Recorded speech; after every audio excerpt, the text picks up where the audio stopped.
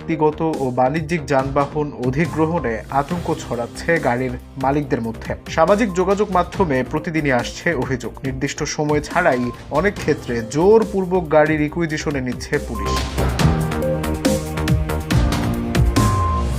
Facebook ব্যবহারকারী ওয়ালিদ শ্রাবণ লিখেছেন, তার একমাত্র পিকআপ গাড়িটি অনির্দিষ্টকালের জন্য রিকুইজিশনে নেওয়া হয়েছে, যে গাড়ির উপর নির্ভর করে ২০ থেকে ২৫ জনের জীবিকা।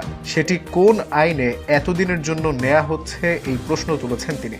এমন অভিযোগ শুধু একজনের নয়, নোয়াহ হায়েস পিকআপ এমনকি ব্যক্তি মালিকানাধীন গাড়িও রিকুইজিশনের অভিযোগ মিলছে বিভিন্ন জায়গা থেকে।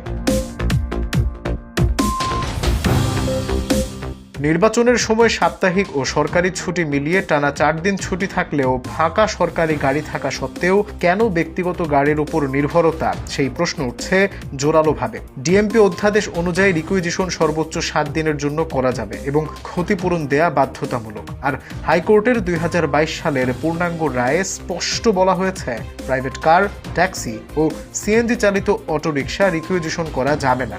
রিকুইজিশনের আগে দিতে হবে পূর্ব নোটিশ, নির্দিষ্ট সময় উল্লেখ করতে হবে আদেশে এবং ১৫ দিনের মধ্যে দিতে হবে ক্ষতিপূরণ। তবুও বাস্তব চিত্র ভিন্ন।